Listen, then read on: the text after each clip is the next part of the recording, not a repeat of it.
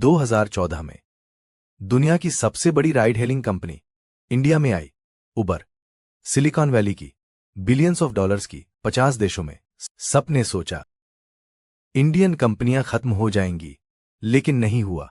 एक Indian company ने उबर को इंडिया में रोका और आज भी उबर से आगे है। ये कहानी है ओला कैब्स की, भाविश अग्रवाल की, जिन्होंने प्रूव किया लोकल नॉलेज ग्लोबल मनी को हरा सकती है। स्वागत है बिजटड़का में, जहां हम करते हैं इंडिया की सबसे बड़ी बिजनेस स्टोरीज सीधा, सिंपल और बिना किसी बकवास के। सब्सक्राइब करो और नोटिफिकेशन ऑन करो।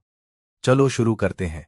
2010 में भाविश अग्रवाल और अंकित भाटी, दोनों आईआईटी बॉम्बे से।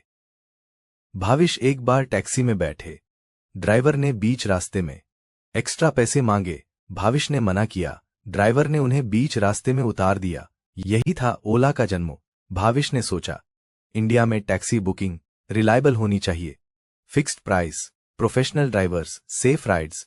2010 में शुरू किया ओला। शुरुआत में फोन कॉल्स से बुकिंग, फिर ऐप बनाया इंडिया के लिए, इंडिया की प्रॉब्लम्स के हिसाब से। ऑटो रिक्शा ऐड की, ओला ने किया ओला ऑटो, उबर ने नहीं किया। आउट स्टेशन राइड्स ऐड की, ओला ने किया, उबर ने नहीं किया।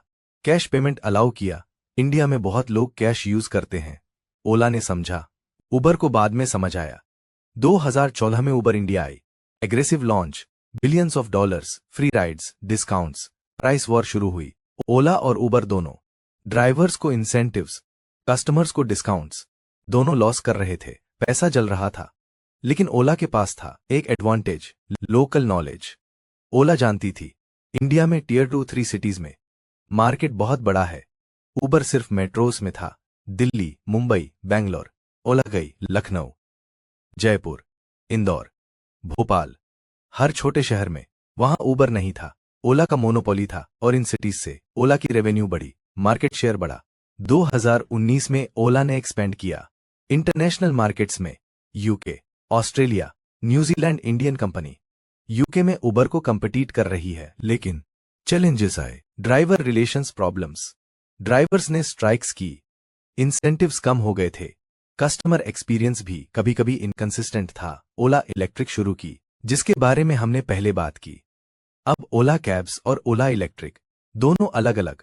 ओला कैब्स के नंबर्स, 10 करोड़ से ज्यादा कस्टमर्स, इंडिया का नंबर 1 राइड हेलिंग प्लेटफॉर्म। उबर से ज्यादा मार्केट शेयर, 15 लाख से ज्यादा ड्राइवर पार्टनर्स। ओला प्रॉफिटेबल है, ओला इलेक्ट्रिक नहीं है, लेकिन ओला कैब्स प्रॉफिटेबल। अब ओला से हम क्या सीखें? पहला lesson, local knowledge global money को हरा सकती है। उबर के पास बिलियंस थे, ओला के पास था इंडिया की समझ, auto rickshaw, cash payments, tier 2 cities.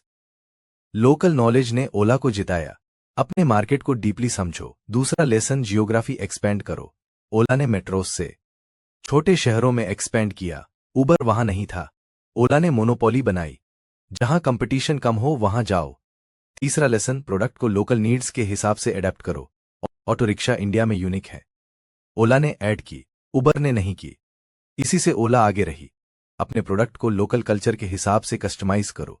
चौथा लेसन, सर्वाइव करना ही जीतना है।